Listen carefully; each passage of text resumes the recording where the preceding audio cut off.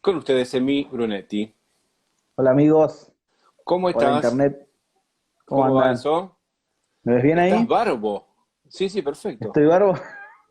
¿Estás barbo? El efecto de la cincuentena, ya vamos por la cincuentena, ¿no? Día 40 y largo Sí, hoy sí, ya. sí, tremendo, tremendo. Pasamos de No me hagas cuarentena de pensar. 14 días, ahora a cuarentena de 50, ¿no? ¿Qué va a Y ser? mirá cómo está que yo sigo con mi taza Polkadot. Así que, ya Acá con agua, tremendo. yo acabo de almorzar, hice como un almuerzo merienda recién, así que acá estoy. Ah, muy ¿Cómo bien. andas, Ariel? Bueno, bien, bien, todo bien, bárbaro. Tratando de, bueno, nada, disfrutar seguidilla de entrevistas con gente muy avesada en cuestiones. Así que bueno, voy a meter de lleno en el tema. Estaba comentando que hoy hablamos específicamente de bajos con vos, que sos un Exactamente. especialista. No solamente los construís, sino que los Esperemos no aburrir. tocás. Claro, no, para nada. Ujú. Y, mira, tengo un montón de info para pedirte. Voy a empezar por el principio, ¿ok? Sí, Hago un poquito de entorno, dale. ¿no? Me cito en un entorno para que vos puedas tomar la... El bajo como lo conocemos hoy en día, el bajo contrastes y con un tamaño manejable y de cuerpo Sí. sólido. eh, si bien hay alguna discusión con respecto a quién lo inventó, pero el primero que lo comercializó fue Fender, al punto tal Exacto. que el bajo original, que salió en el año 52, si no me equivoco, cincuenta y durante uno muchos años, 51, durante muchos años se refería como el bajo Fender, o sea, Fender era como sinónimo de bajo, como plasticola o cinta Ujú. Scotch, que son marcas, y uno las... En esa época vos decías, el bajo Fender como era, el bajo normal era el bajo de caja, y el bajo Fender era el bajo eléctrico. Así era en la Exacto. década del 50. Después, bueno, otras marcas entraron a competir y a agregar. Pero bueno, básicamente Fender es como que inventó el bajo que nosotros conocemos como bajo. Eh, entonces, el original, que estaba basado en el cuerpo de la Telecaster, ¿te acordás que no tenía los ramajes del estrato? De hecho, el bajo, el Precision Bass, el original, que tenía un solo pickup, single coil, y que tenía ese pickguard que llegaba hasta arriba, fue el Ujú. primer instrumento de Fender que tuvo dos cuernos, como precedió a la Anterior a Stratocaster la. Exacto, en 3 años antes de la Strato salió ese diseño. exacto. Es como que la Stratocaster es el cuerpo de ese bajo del Precision original.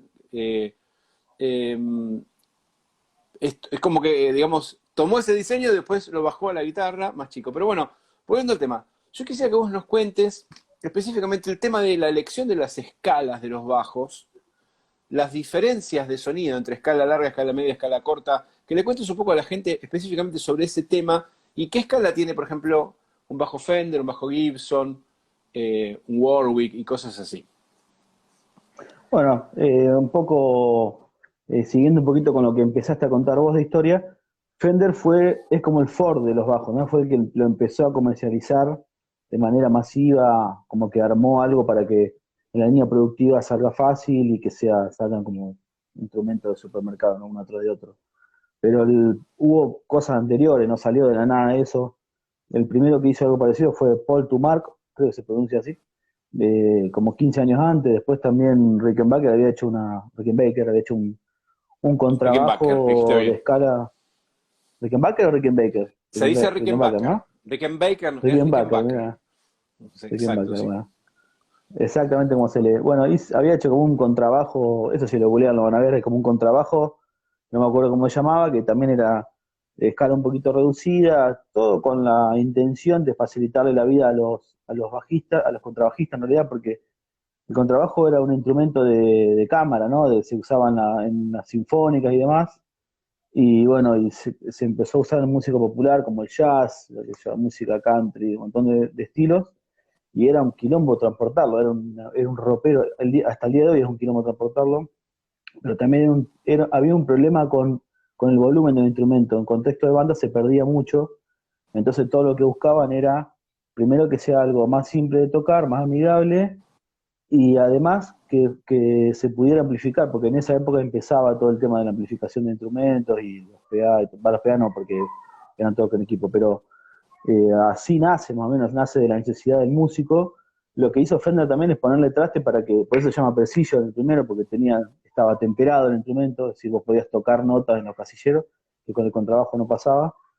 Y bueno, Fender lo sacan en el 51 y después, sucesivamente, en 3 4 años, aparece un montón de otras marcas, porque aparece Gibson también en 55, creo que saca, 52 creo, saca el primero, el EV1, el EV2 y el EV3 lo saca por ahí, perdón, el EV0 y el EV2, y después, inclusive Hofner en el 55, es decir, en el transcurso de 4 años, es como que con la salida del Precision, que es como un boom con los instrumentos de los bajos eléctricos, que tampoco eran tan aceptados, pero como que todos vieron la beta ahí y empezaron a hacerlo.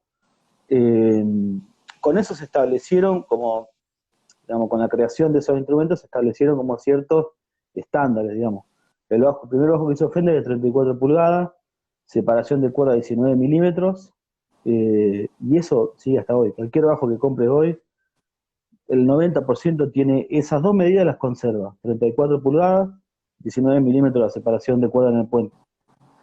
Lo que hizo Gibson, Hofner, no me acuerdo, hay un montón de otros que hicieron como, en vez de hacer un modelo nuevo, hicieron lo mismo que era la guitarra, la hicieron de escala más larga, tienen escala un poquito más corta, son de 30 pulgadas, los Hofner, los Gibson son de 30 pulgadas.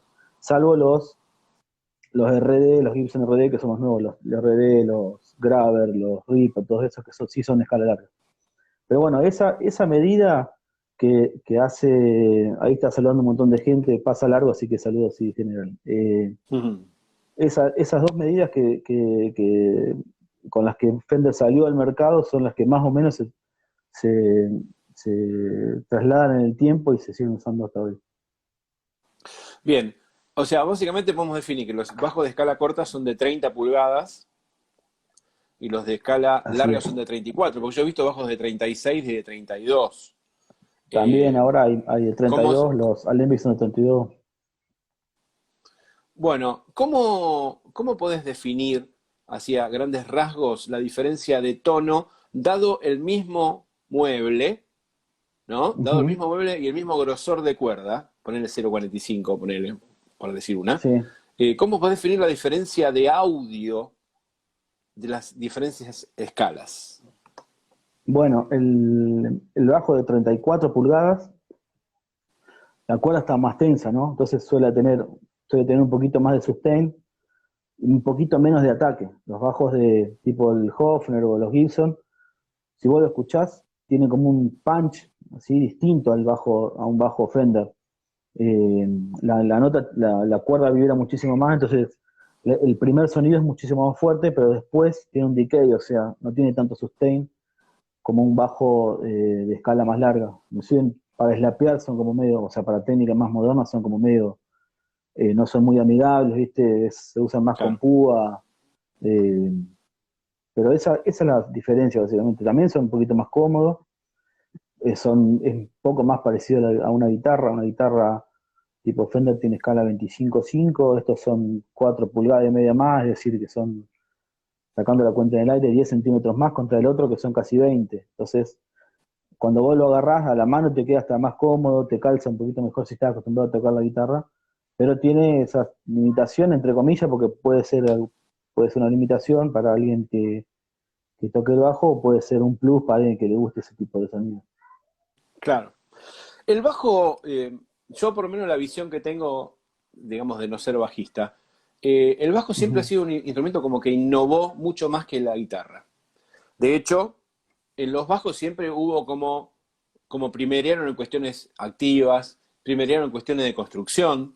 Fíjate que vos tenés Ujú. bajos como los basados en los modelos Fender que tienen mango atornillado, bolt-on.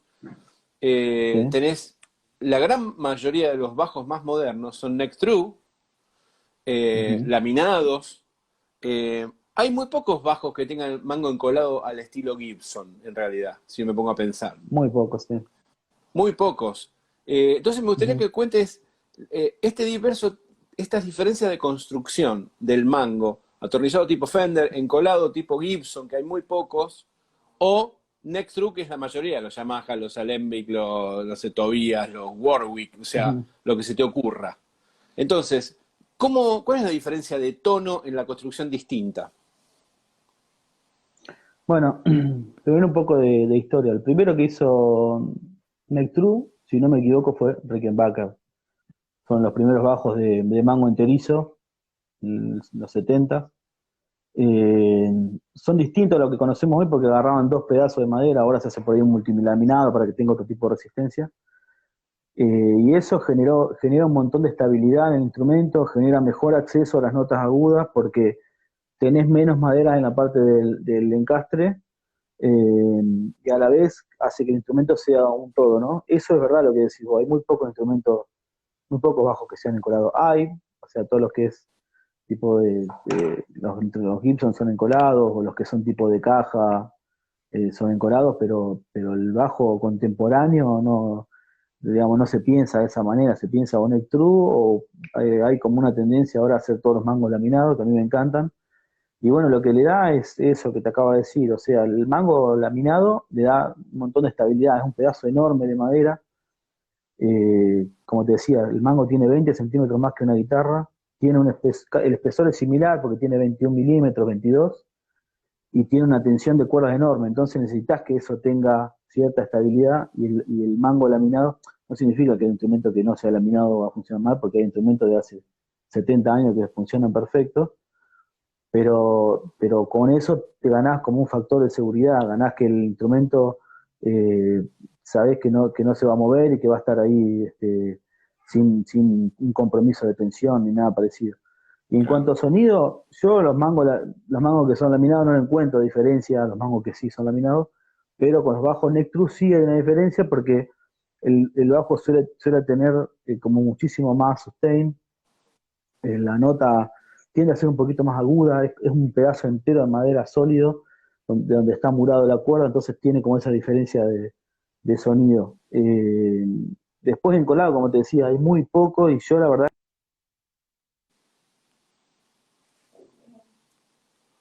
Uy, lo perdimos a Emi. Fuck. Qué macana. A ver si vuelve. Se nos congeló. Hola, Emi. ¿Sí? Sí, ahora sí. ¿Se escuchó lo último o no? ¿Hasta dónde llegué? No, se congeló. Cuando empezaste a hablar de los laminados, se congeló. Bueno, vamos a retomar desde ahí a ver si me ayuda la internet. Dale. Eh, los mangos laminados le dan como cierta estabilidad al instrumento. Por lo general lo que se hace es se corta la madera y se da vuelta a la veta, se le ponen algunos refuerzos. Como decía al Ujú. principio, el concepto de instrumento neck true lo empezó o lo lanzó Rickenbacker, pero eran dos pedazos nomás de madera. Ahora los instrumentos más contemporáneos se hace un laminado con dos o tres pedazos, se le pone madera más dura en el medio. Ahí están preguntando cómo es el mango laminado. Bueno, en vez de ser un pedazo, vos lo mirás de atrás al bajo, en vez de ser un pedazo entero de madera, lo ves que tiene como tiritas, o si es de la misma madera, ves como uniones o ves diferencia en la veta. Eso es lo que se hace para ganar rigidez, para que sea estructuralmente más estable. Por lo general lo que se hace es se corta y se da vuelta para que la veta, si la veta viene así, para que quede una de un lado y otra del otro, y se le pone alguna madera más dura para que genere otra rigidez y que la estructura sea un poquito más estable. Como comentaba antes de que se cortara, solo mango, digamos, el mismo instrumento, que tenga mango atornillado, si es laminado o no, la verdad es que no hay diferencia sonora. A diferencia en la guitarra, por ahí no es muy buscado, en el bajo es una solución muy buena para generar estabilidad en un mango que, como contaba, tiene 20 centímetros más de largo que una guitarra, 20 más el clavijero que es más largo, y con el mismo espesor y No, el mismo tamaño. Tienen 42 milímetros una cejilla y 21 milímetros de espesor, y con una tensión de cuerda enorme. claro. Entonces vos necesitas tener cierta estabilidad, que si bien hay instrumentos que no son así, que son de una pieza de maple, o que son de maple con pasón de rojo de arriba, y funcionan perfecto, hace 70 años que están funcionando, no pasa nada, pero bueno, con eso, Claro. haciendo eso, vos te garantizás de que el instrumento es un factor extra de seguridad para que el instrumento no se mueva, para que tenga cierta estabilidad. Yo no le noto El diferencia tema, de sonido con el mango, sí. no, eso, que decías de la diferencia de sonido que no notabas, pero una de las Yo no cosas le que yo te quería noto. consultar, Ajá, con respecto al tema de los tensores, porque ya que estás hablando tanto de que obviamente el bajo es más largo, tiene mucha más tensión, inclusive no hablamos de un bajo de 5 o de 6 cuerdas, ujú. eh, pero específicamente, eh, Rickenbacker, yo no sé si sigue usando, pero usaba doble tensor en los bajos, ¿no es cierto? Sí, Yo no sé si esa solución era correcta, yo siempre me pregunté cómo hacía para tensar justo igual los dos tensores y no confundirse. ¿Cómo resuelven el tema de la tensión en los bajos? ¿Qué tipo de tensor se usa, por ejemplo? bueno, el tensor que se usa, el 90% de las cosas que se usa a nivel constructivo es igual que la guitarra. Traste, tensores, maderas, electrónica, es todo igual, mismos valores de potenciómetro, el bobinado de los micrófonos es igual, ya hablando de instrumentos clásicos, ¿no? Porque hay otras cosas un poco más modernas, pero el tensor no escapa de eso, es igual. Justo nombraste el de Rickenbacker, tiene un sistema bastante, digamos, son instrumentos primitivos, por decirlo de alguna manera. Fíjate que el primer Ujú. Rickenbacker salió 15 años después de que se inventara lo que salía el primer bajo eléctrico comercializado. Entonces, no sé, como que intentaban esto que te decía, agregarle factores de seguridad. Para mí es algo que no tiene mucho sentido hoy en día ponerle dos tensores a un bajo de 4 cuerdas. Encima el tensor de Rickenbacker es una varilla que no está curva, es una varilla recta. Vos tenés que ponerlo en un lugar que esté fijo y tenés que doblar el mango y ajustarlo. O sea, ¿cómo se ajusta? Y se ajusta por igual. Lo tenés que dar, salvo si el mango está revirado, sí, ajustás más de un lado que del otro, pero si no tenés que doblarlo vos con la mano, o sea, agarrás la pala, lo doblás, tenés que ajustar el tensor. Es un sistema que hoy es medio obsoleto, porque hay tensores que funcionan mucho mejor y que son más estables y que desde Claro. ya que no hace falta instalar dos, con uno solo es suficiente. Inclusive en bajo de 5 cuerdas y hasta de 6 si el mango es laminado y si no se va a usar una tensión de cuerda muy alta, se puede usar hasta un solo tensor, no hace falta ponerle dos tensores. Bien. Con respecto, vamos a uno de los aspectos más interesantes, especialmente como hablábamos, que los bajos innovaron, yo para mí los bajos siempre van paso adelante de las guitarras, más que los bajos, los bajistas. Yo siempre veo a los bajistas como gente mucho más abierta al cambio y a la innovación y a probar cosas nuevas. El guitarrista es medio como que quiere viste, la guitarra, la Les Paul, la Strato y lo sacás de ahí y ya medio como que se pone loco. Y el bajista, está bien, tenés los fanáticos del jazz bass, fanáticos del precision, pero hay mucho más bajo activo, mucho más bajo de más cuerdas, mucho más bajo de mango laminado, muchísimo, y lo ves mucho más. Entonces, el tema específicamente de la electrónica en el bajo. Yo sé que vos andás con un tema de electrónica de bajo, también con un Ujú, allegado tuyo, si no me equivoco es Maxi. Eh, exactamente, sí. bueno, ¿qué buscas cuando vos, por ejemplo, construís un bajo? Yo no sé si vos tenés un diseño tuyo, creo que sí. Sí. Cuando vos vas a pensar la electrónica, ¿qué buscas en la electrónica? Que te provea de qué cosa y cómo empatás esa electrónica con los pickups que le vas a poner. Bueno, yo me extiendo mucho, ¿me puedo extender un poquito? Extendiste todo lo que quieras, para eso estás, para Bueno, extenderte. es como hablábamos al principio, cualquier innovación en el instrumento, por lo general, busca resolver cuestiones o problemas o facilitar la vida al músico, ¿no? Los bajos Ujú. activos arrancaron en los 70 por ahí. Creo que el primero que tuvo un bajo activo así de fábrica fue el de Grateful Dead, no me acuerdo el nombre ahora, un Alembic. eh, pero lo que buscaban era que la persona en el escenario pudiera controlar y no tener que darse vuelta o hacerle señas al sonidista, pudiera controlar el audio del instrumento. Así como una guitarra. Una guitarra es un conjunto, es la guitarra y el amplificador, o hoy la guitarra y un emulador, es un conjunto. La guitarra no funciona sola, funciona con otra cosa que le dé carácter al sonido, que lo acomode, que lo comprima, que le dé, bueno, con el bajo y con la electrónica activa pasa lo mismo. Pasa a ser como un conjunto, lo que pasa es que está embutido todo dentro del instrumento, y eso te permite prescindir del amplificador, prescindir de que alguien te acomode el audio, que vos, de donde vos estás salga directamente como vos pretendés que suene o como vos querés que suene o que corten la mezcla de tal manera. Como bien decís vos, desde que salieron tuvo muchísima aceptación, hay un montón de instrumentos que activos, inclusive, bueno, Fender saca línea de guitarra Fender, no hay con circuito embutido, pero sí hay bajos activos, hasta el instrumento clásico tienen circuito activo, me parece que también es como un estándar que se instaló y bueno, y es una herramienta espectacular. El circuito activo lo que hace no hace nada distinto al amplificador, es un ecualizador básicamente. Lo que sí hace es bajar un poquito la impedancia de los micrófonos y labura con impedancia baja, que cuando vos lo tenés en un pedal o lo tenés en el equipo, tenés ciertos filtros porque tenés la resistencia de los potenciómetros, tenés el cable que funciona como un capacitor, más si el cable es largo, entonces lo que termina llegando al equipo o al pedal, en el caso de que vos tengas un preamplificador de pedal, es distinto que si Sí. el preamplificador está embutido en el instrumento.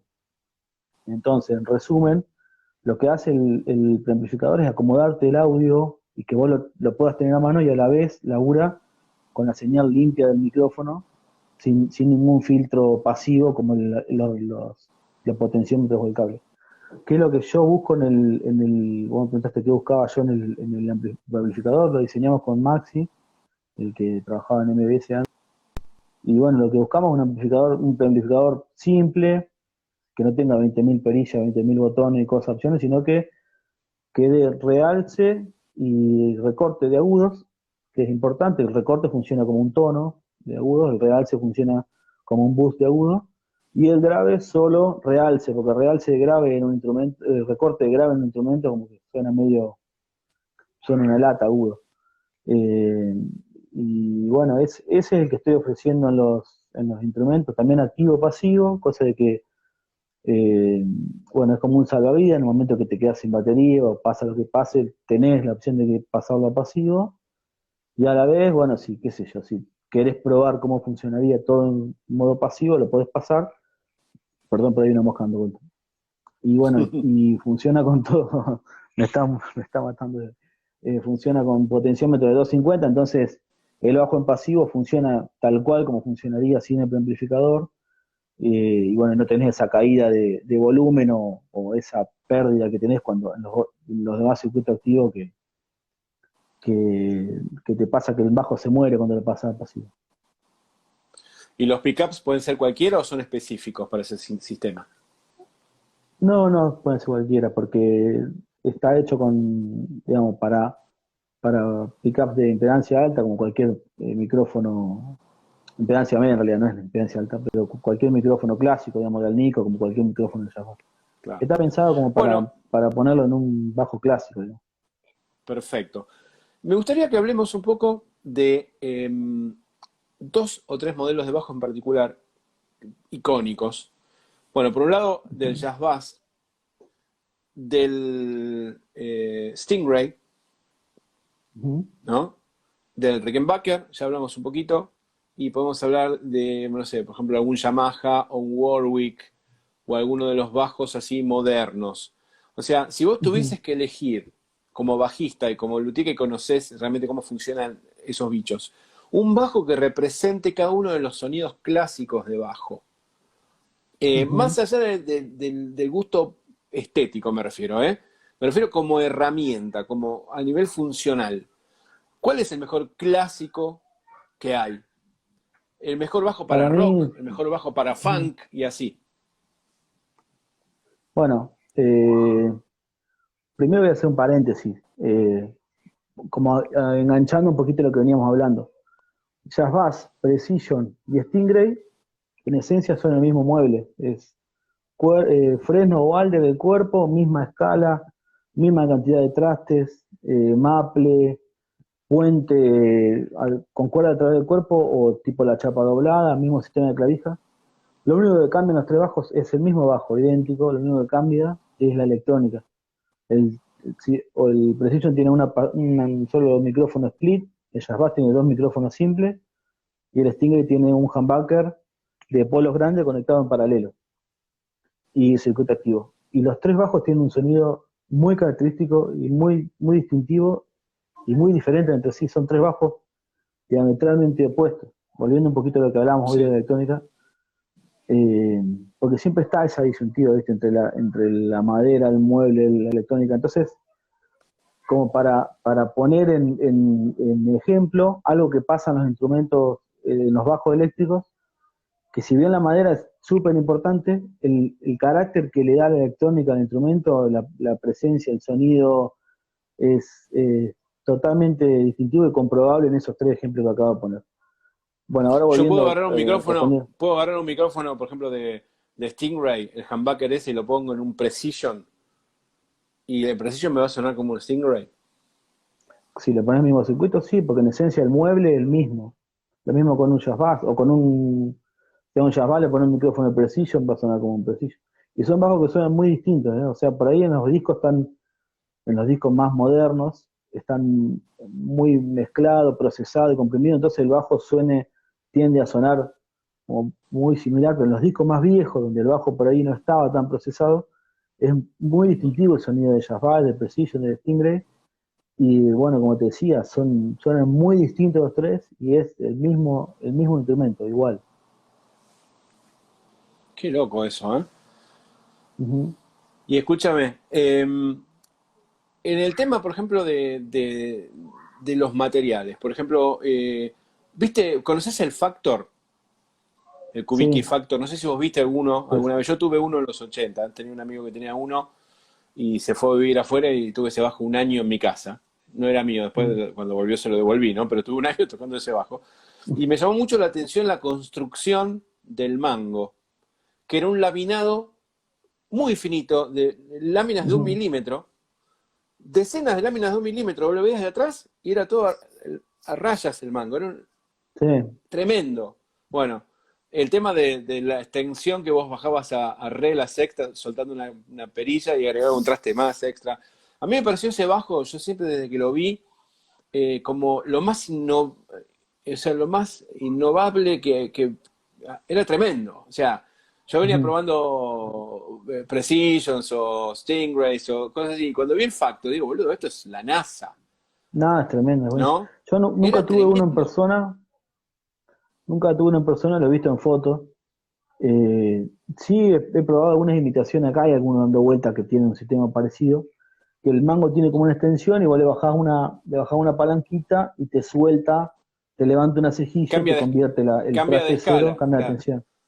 Sí, y claro. después lo del laminado sí lo he visto, nunca tuve la oportunidad de tener uno en persona, lo he visto en fotos, pero sí, es algo recontra innovador. En los bajos hay bajos bueno, los módulos son de grafito, hay de Eso te fibra iba a de preguntar. vidrio. Por eso, Ujú. quería llevarte a ese punto. La preguntaba porque a mí me llamó la atención el hecho de que yo siempre las innovaciones más dramáticas, más radicales, las vi primero en los bajos, ¿no es Sí, tal cierto? cual.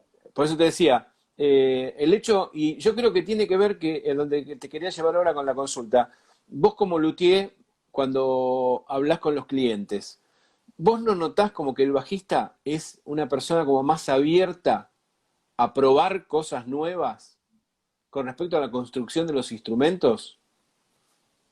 Sí, 100%. Esto sin, digamos, sin hablar más de los guitarristas, sino que el guitarrista por ahí Aprovecha ahora que está no hay, como, ahora somos todos bajistas acá, yo estoy de bajista no, acá. no, O sea, pero yo puedes hablar también, mal de los yo guitarristas tranquilos. hago, hago la misma cantidad de guitarras que de bajo, tengo 50 y 50, hago eh, la misma cantidad de guitarra que de bajo, y yo también toqué mucho tiempo la guitarra, sigo tocando la guitarra, y entiendo que el audio de la guitarra está como mucho más metido en la cabeza del guitarrista, eh, y bueno, me parece que en el último tiempo hubo como una ola de un sonido más clásico, más vintage, y creo que también es una cuestión temporal, está pasando ahora, por ahí más Sí, el adelante eso último cambia, tiempo hubo ¿viste? una moda, una moda de sonido más vintage que arrancó en 1950 y todavía sigue. Bueno, Tremendo. pero digo, en los 80 no era así. En los 80 probaban de todo. Hoy no sé si pasa tanto, ¿viste? Sí, pero en los 80 Eh, probamos de todo, no solamente sonidos. sí, en todo Sí, sentido. sí, sí. Che, pero sí, me parece qué sé yo, no sé desde cuándo, pero creo que ahora, eh, por ahí en los géneros que nosotros escuchamos, porque hay en otros géneros como el metal, el djent, hay un montón de otros estilos que vos mirás y usan una guitarra multiescala, viste, con un montón de cosas, Sí, sí, headless. Ahí sí hay un poco más de innovación, pero me parece que digo, si vos vas a tocar blues, por decirte algo, y caes con una guitarra multiescala, es como que no sé si pega con el estilo, no sé cómo explicarlo.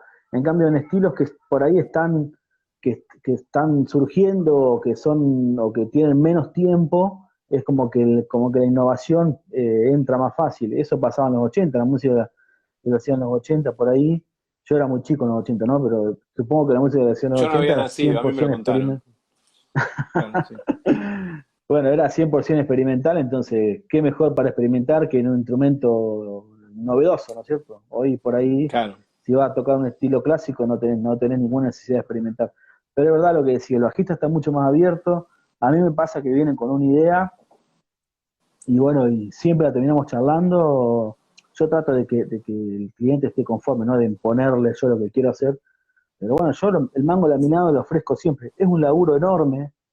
Eh, Usás mucho más madera, usás tiempo, herramientas, eh, y digamos, no es que yo cobro más por hacer un instrumento laminado, pero siempre que puedo le ofrezco, digo, no quería hacer laminado, probá, fíjate, le mando fotos para que vean cómo queda.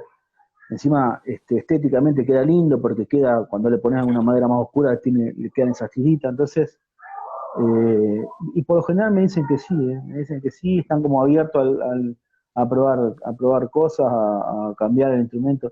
Hay otros, como decís vos, que no, que por ahí quieren un jazz bass y quieren un jazz bass. Se acabó ahí, por ahí, al sumo ponerle un traste más o ponerle un color por ahí un poquito más novedoso, pero sí hay de todo. Pero por lo general el bajista es muchísimo más abierto a la innovación. Bien, hablemos un poco de otra de las innovaciones de bajo, que tiene que ver con el tema de la fibra de carbono. Ujú, Yo el primer bajo con fibra de carbono que vi así profesional, digamos, comercial fue el Steinberger, que ujú. apareció creo que en el año 80. Después saltó que salió la guitarra, pero el bajo tuvo mucho más fama y fue mucho Sí. más usado. De hecho, otra vez los bajistas siempre innovando en esas cuestiones. Eh, ¿Vos en algún momento te interesaría meterte en el tema de la fibra de carbono? Sí, me encantaría. Los primeros Stenberger eran de madera pesadísimos. A mí me tocó, me llegó uno, porque no sé bien cómo fue, no tengo bien el registro de cómo era, pero creo que el tipo al principio no lo fabricaba él, sino que lo tercerizaba y después lo empezó a hacer. Y los primeros eran como, estaban probando, ¿viste? Entonces le hacían un cuerpo pesadísimo para que el bajo no quede desbalanceado. Y después, en una búsqueda, encontraron que la fibra de carbono quedaba un poquito más balanceada porque tenía todo el hardware en la caja y al ser todo liviano, eh, quedaba como más balanceado. Es re loco porque los abrís y adentro es como una caja de galletitas, ¿viste? Es toda una carcasa nomás, cuando vos sacás los controles. Pero sí me encantaría hacerlo, lo que pasa es que entiendo que tenés que tener una maquinaria y alguna estructura para moldearlo. Yo la verdad que no me he interiorizado y no tengo idea cómo funciona eso, pero Claro. es una técnica espectacular, lo mismo que los bajos módulos que me tocó también calibrar algunos. Ahora acá no, pero cuando tenía el taller de Buenos Aires sí me cayeron un par, inclusive me cayó un Music Man que tenía un bajo fabricado por módulos para Music Man, y también es re loco porque no tiene ni tensor, es toda el mango es toda una estructura como como una caparazón nomás y no pesa nada. Claro. Y a mí sonaba espectacular, o sea, ni extrañás la madera. Y eso es algo re ¿Y loco porque cómo el pones bajo te los lo calzás. trastes en una trastiera de fibra de carbono, ¿no? O de material compuesto, que puede ser variado? ¿Cómo instalás los trastes ahí? ¿Sabés qué? No tengo idea, ¿no? Supongo que deben hacer alguna ranura en el mismo moldeado, porque encima es un material durísimo. Deben hacer alguna Porque viste, ranura en el mismo perdóname que te haga la moldeado y pausa, después, sí, te hago una pausa, porque viste, yo conozco las guitarras, viste las Parker Fly, sí, que sí, tenían la se le trastiera caen de los fibra de trastes, carbono, y los trastes estaban pegados, hablando mal y sí, pronto, con cianoacrilato, y sí, a todo el mundo le se pasó de caen. estar tocando, se le caía un Ujú. traste. Una cosa, eso le pasó a Cerati, le pasó a Coleman, le pasó a Rolly, tocaba conmigo en la banda de Mateo, un día estaba tocando y yo se le cayó un traste, ¿entendés? O sea, eso era una cosa increíble. Entonces, en el tema de los bajos, que hay muchísimos bajos con tastiera de fibra de carbono, ¿cómo hacen? Esa es mi pregunta siempre. Es que en realidad es combinada, porque son de grafito en realidad, no son de fibra de carbono los mangos. Y es como que si fuera solo la parte de atrás del maple y lo que tienen pegado arriba es un material, no sé cómo se llama, algunos le dicen Ebonite, otros le dicen, no sé, Gibson le puso un nombre, pero la parte de arriba es maciza, esa parte no es hueca, inclusive en las Parker me parece. Pero lo que es la fibra de carbono es la parte de atrás. Vos lo ves inclusive cuando lo ves la pala de adelante, ves que tiene como una bajadita de una madera oscura y atrás ves es como una tela, ¿cómo es? El grafito es como una tela y después tiene como una resina. Vos ves, lo das vuelta, tiene como un entramado atrás, al menos los que me llegaron a mí eran así. Mm. Y ese entramado es como que da toda la vuelta y solo forma, o sea, reemplaza lo que sería el maple en un mango de maple con rosewood. Lo de arriba es un plástico, no es que el grafito sigue todo hasta arriba. Entonces lo de arriba se trabaja como un mango común. En las Parker, no sé por qué tomaron la decisión de pegar los trastes. A mí no me llegó una así, pero sí he visto un montón de fotos en internet que se caen, los terminan pegando de vuelta con cianocridato. En esa partecita, como que lo raspan un poquito, le ponen cianocridato y le pegan al traste ahí. Es como la O sea única que, solución que hay porque no está. claro, Pero pero bueno, imagínate la seguridad, lo que estás básicamente, tocando, loco, que estás todo el tiempo alambrando que no se te despegue un traste. Ese sí, fue el eso motivo por supongo el que cual pasa mucha con gente el dejó de tiempo, no creo. usarlas. Sí, sí. Claro. Pero sí, básicamente el trabajo de traste es igual, porque lo que tenés arriba es un plástico de 6 milímetros. No es un plástico, en realidad no sé bien qué es, pero es como una resina, una cosa así, un recuperado con alguna cosa orgánica, no sé. Pero tiene nombre, no le dicen directamente plástico, tiene nombres. De Gibson creo que le dice Rich Light, otros le dicen, Sí, no sé, Ebonite, le dice Fender. Pero lo que sí, sí, tienen tiene un arriba, montón los de... módulos al menos, los módulos es eso, es un pedazo de plástico. Entonces, el trabajo, es más, vos lo ves de costado y el traste se ve la T del traste, está entrastado como un instrumento común. Bien. El tema, una de las cosas importantes en el diseño de los bajos, debido al tema de la escala, especialmente los de escala larga, tiene que Ujú. ver con el balance. Sí. Y también tiene que ver con el tema de las clavijas. Vos en un bajo tenés Ujú. clavijas grandes que pesan, tenés un headstock más largo para poner las clavijas más grandes, eh, Ujú. tenés una escala que hace que tengas un momento de una fuerza con respecto al punto de la correa que haga que el bajo se te desbalancee. Entonces, eso es lo que hace que muchos de los bajos, muchos diseños tengan el cuerno de arriba particularmente largo para ayudar a Ujú. balancear, ¿no es cierto? Entonces, Exacto. en cierto sentido, a vos esto, cuando vos tenés que diseñar, yo sé que vos te gusta diseñar y que estás metido en el tema, Sí. cuando vos te pones a diseñar, vos tomás en consideración el tema del balance y como segunda parte de la pregunta, ¿has probado bajos clásicos o diseños famosos que realmente están desbalanceados? La respuesta es sí, a las dos. El Bien, bajo, ahora por ejemplo estaba haciendo un bajo de 34 medios, que no es mucho más, son 2 centímetros encima de 5 cuerdas, pero tiene un clavijero grande y un mango con un espesor considerable, entonces la diferencia de peso entre cuerpo y mango es considerable. Y lo que se hace es, se extiende un poquito el cuerno, como bien vos dijiste, y bueno, en este caso le pusimos unas clavijas Hipshot Ultra Light, el modelo, vos la mirás de arriba y parecen igual, pero son un material súper liviano y están como todo más comprimido. Hay que tener la cautela de poner el tornillo en el cuerno que esté como para abajo, entonces cuando vos pones la correa, el bajo tiende a venirse para este lado. Pero sí, eso hay que tenerlo en cuenta. Eh, y bueno, respondo a la segunda pregunta, también enganchado a la primera. Sí, hay un montón de bajos que cabecean, los bajos tipo SG cabecean todos.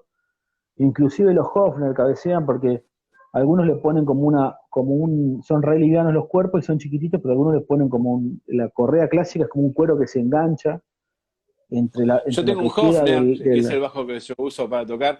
Yo tengo mi bajo Hofner y es imposible tocarlo parado. Se te va se de cae, cabeza. No, sí. no es tremendo. Pero Sí, sí. claro, como no es tan pesado, no es tan incómodo porque lo podés agarrar un poquito con la mano o ponerte una correa gruesa El tema es cuando el bajo es pesado y cabecea. Ahí está el problema. Cuando es liviano, medio que la Claro, manejás, ¿viste? Pero cuando es claro. pesado, tipo, no sé, los Triumph se caen todos, ¿viste? Los RD de Gibson se cabecean, los Thunderbird.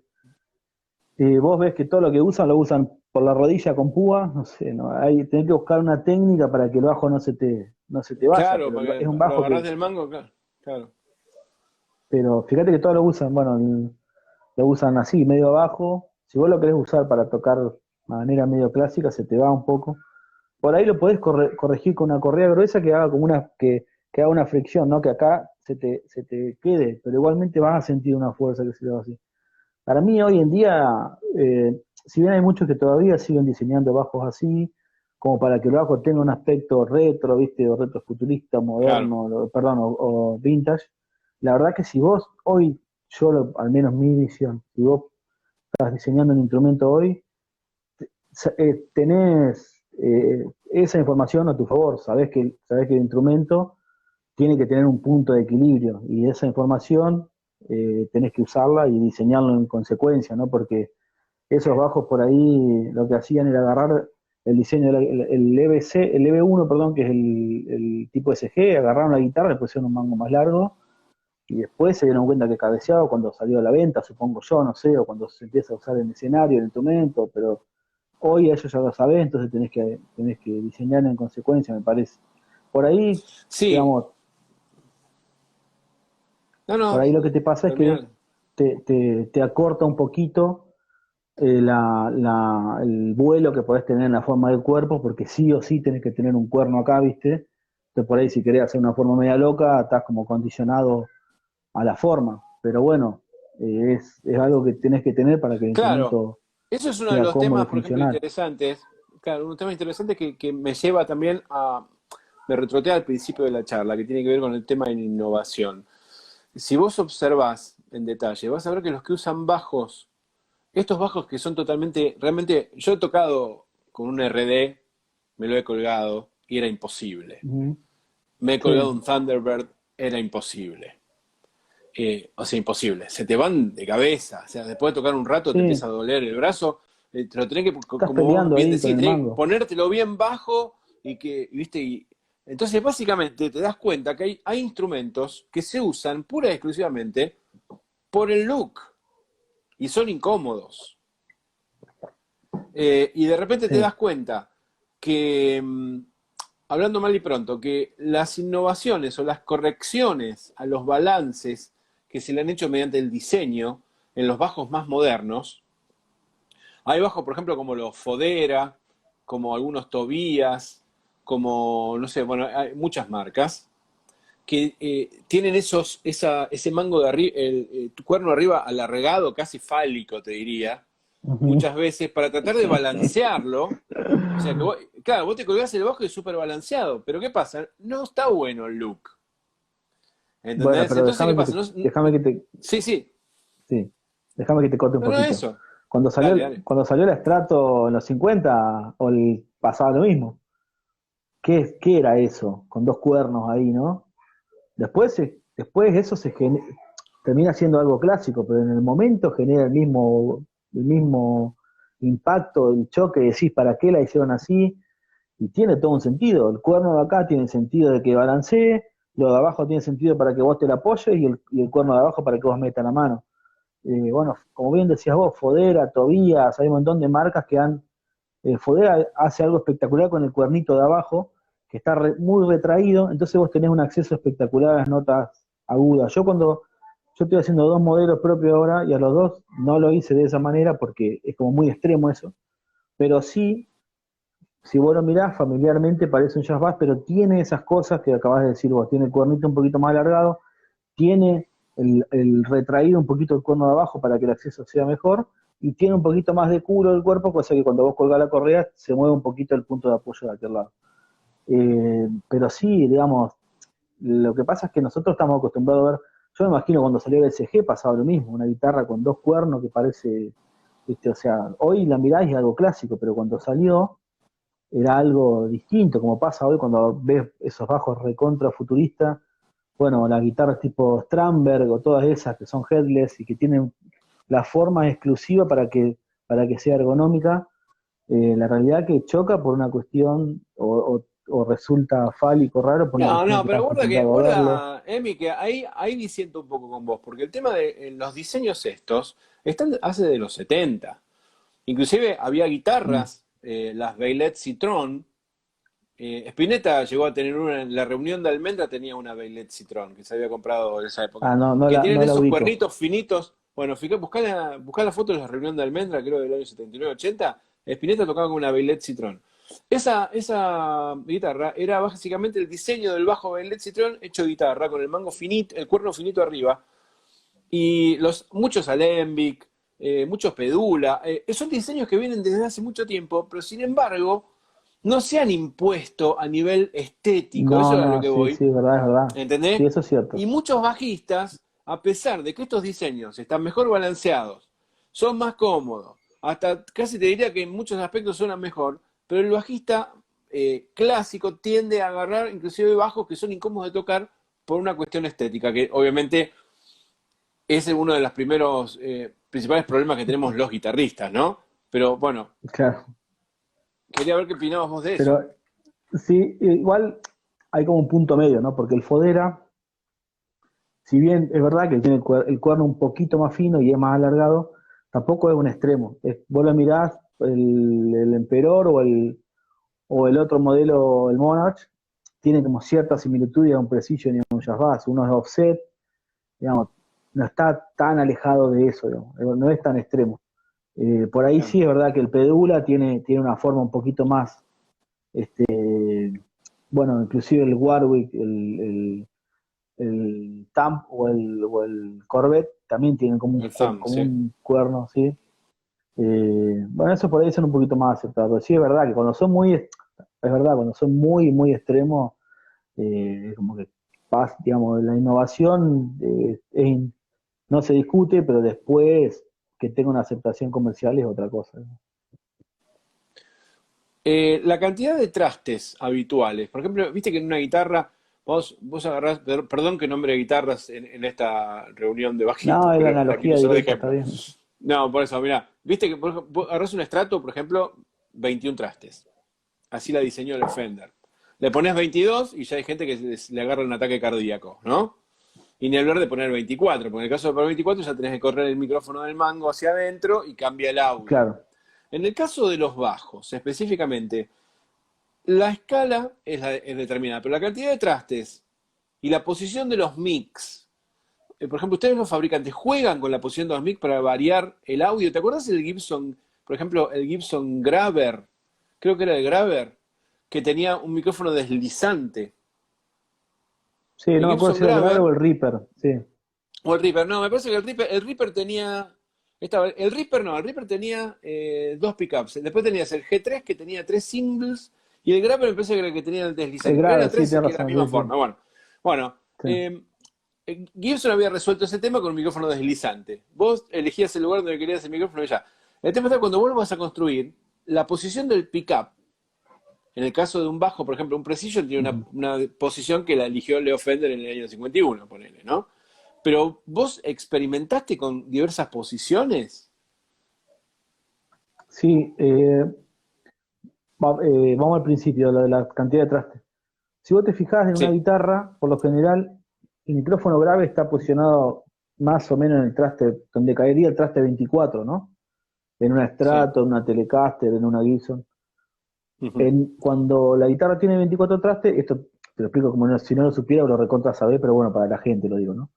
Sí, Cuando una sí. guitarra tiene 24 trastes, estás obligado a correr el micrófono más para adentro, que es lo que pasa en una PRS 24, por ejemplo, del mismo cuerpo, pero está metido todo el puente un poquito para allá y el micrófono, si bien el micrófono grave queda en el mismo lugar, en la posición queda como si estuviera en el traste 26 más o menos.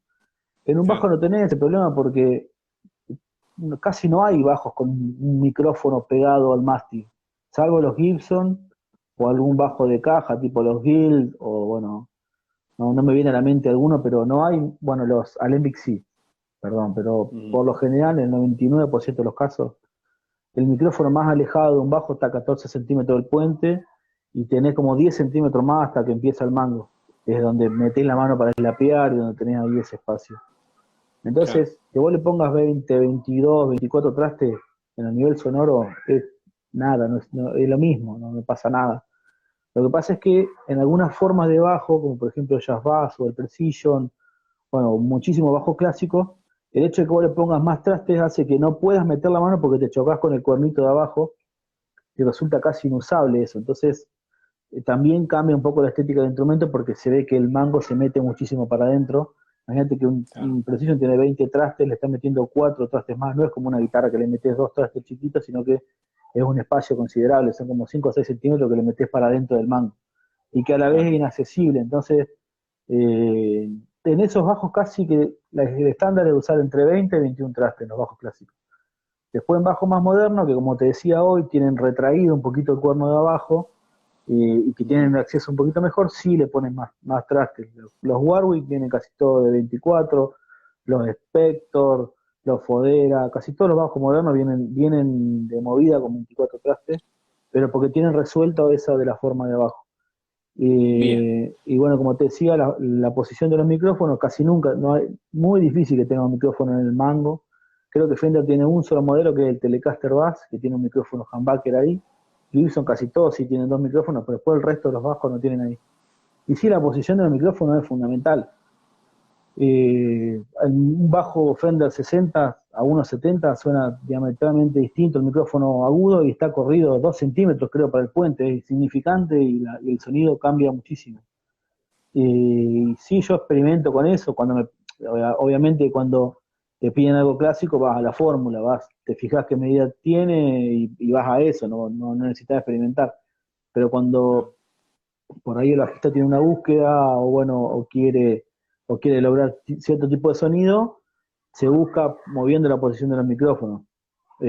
Poniendo dos micrófonos, en vez de ponerlo como están los Jabas, lo pones en el medio de donde están y en paralelo, es lo que hizo Fender con el Stingray. Está en el medio de donde irían los dos micrófonos de Jazz Bass y son un micrófono en paralelo y tiene una característica sonora totalmente distinta. tremendo. Bueno, Emi, nos quedan 5 minutos y quiero dedicar este tiempo a hablar de cosas Mm, más terrenales. Desde sí. tu visión de bajista y de constructor, y Ujú, que solamente, obviamente, como te dedicas también a reparaciones, calibrar todo eso, ves sí. pasar de todo. Yo quisiera que le recomiendes a los chicos que están viendo esto bajos económicos, pero que están buenos. Bueno, eh, creo que voy a repetir lo mismo que en la charla anterior. A mí todo lo que me ha llegado de Korg o de Ibanez, la gama media, está espectacular. Están muy bien hechos, tienen la madera están buenas, tienen buenas betas, usan buen hardware. Como siempre, en cualquier bajo económico hay que meterle un poquito de mano a la puesta a punto, ¿viste? Hay que rectificar un poquito todos los trastes, por ahí limpiar alguna cosita, mover el mango, acomodar la cejilla, ese trabajo Bien, manual que le falta por ahí de fábrica, pero son instrumentos que están muy bien. Lo que tienen de contra es que no vas a encontrar, en esas dos marcas no vas a encontrar modelos clásicos. El Korg tiene algunas cosas parecidas a un Jazz Bass, pero no es la forma del Jazz Bass, por ahí si lo tenés muy en la cabeza no lo vas a encontrar, pero bueno, si ujú, no, tiene bajos que están buenísimos.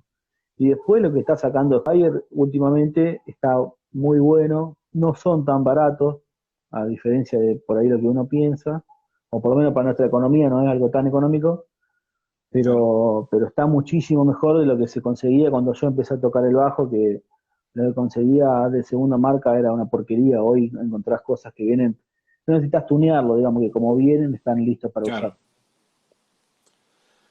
Eh, Nacional.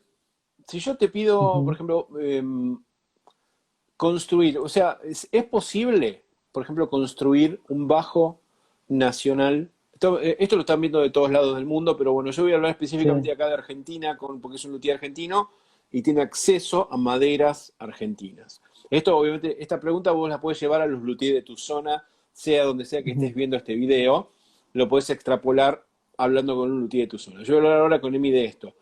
Emi, ¿vos serías capaz de construir un instrumento de un precio competitivo, ponerle a un SX o Squire, que esté usando solamente maderas nacionales y utilizando electrónica fabricada en la Argentina? y utilizando la menor cantidad de componentes importados, cosa que vos puedas tener u ofrecer una línea de instrumentos a un precio económico, pero que realmente ande bien. ¿Sería posible eso?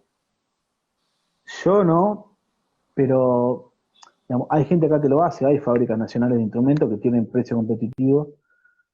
Con SX es difícil competir en precio, en calidad es muy fácil competir porque lo que uno hace es mucho mejor que eso, pero en precio es muy difícil competir por la escala que tenemos nosotros y la cantidad de mercadería que compramos. Nosotros compramos todo minorista y a la vez hacemos mucha cosa a mano, si bien usamos máquina para un montón de cosas, hay muchísimo trabajo manual, entonces para esa marca, en mi caso es difícil llegar a ese precio, no sé en cuánto estará, pero creo que están 25.000 pesos. Con esa plata creo que no logro ni comprar los materiales por ahí, ajustando un poco algunos insumos, comprando maderas solo nacionales y bueno, cosas todo de menor calidad lo que uso, se puede llegar, pero hay que ver qué pasa con la ganancia, ¿no? Pero a eso es difícil. Por ahí un Squire de los gamas media, tipo Classic Drive, el otro modelo que ahora no me viene a la mente, usando materiales por ahí alternativos, sí se puede llegar a un precio competitivo con ese producto. Lo que pasa es que lo que nosotros ya lo que apuntamos es a otra cosa, ¿no? Hacer un instrumento No, no, no, por eso de yo quiero mejor dejar calidad. claro esto, porque inclusive hay alguna pregunta por acá. Yo no estoy diciendo que un luthier fabrique un instrumento de esa calidad. Me refiero de una manera como podríamos decir, imaginaria. Si alguien quisiese fabricar, porque nosotros conocemos fábricas de instrumentos nacionales, acá en Argentina en Sí, particular, pero vamos a ser honestos, los X están mejores. ¿Ok? sí, está Es mucho así, mejor. están Es mejores. imposible Ok, competir. entonces, ok, entonces, a eso es lo que decía, nosotros tenemos mejores maderas que las que tienen los SX. Acá se Sí, consigue unas totalmente. maderas espectaculares. ¿Ok? 100%. Entonces, Yo uso muchas a lo maderas que voy a decir, nacionales y están buenísimas. exacto, entonces, habiendo tanta madera nacional excelente, yo digo, ¿se puede hacer un mueble usando madera nacional que no sea cara, con herrajes que estén bien pero que no sean caros y que tenga un nivel similar? Pero ahí me refiero, por ahí es una cuestión de volumen, obviamente no un luthier específico como vos, pero Claro, ponerle, hay que cambiar la ¿se entiende escala. dónde voy? Hay que cambiar la escala. Claro. Ujú, sí, sí. Yo creo que hay que hacer números y evaluarlo. Si eventualmente hay alguna posibilidad de hacerlo, hay que hacer números y evaluarlo. Ya que hay que cambiar la escala, la estructura y todo, porque nosotros compramos todo minorista. Compramos un pickguard, un cosito. Yo pickguard no compro, los No, hago, no, pero más por ejemplo bien. compramos de algún puente.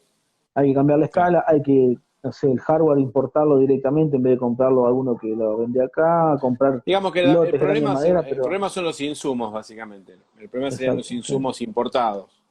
Está bien, Ujú. bueno, hay que decirle a la gente que hay alguno que le interese que fabricar los componentes que acá no hay para ver si se pueden hacer. Por Emi, favor, se eso, nos eso va. es lo que nos Sí, falta. sí, se nos va. Nada, Ariel, agradecerte una vez más. hermano, Esta vez mil ha gracias por quedado el entera la espacio. charla. Así que bueno, un Bueno, placer realmente. muchísimas gracias, Ari. Nos vemos. Feliz domingo. Gracias.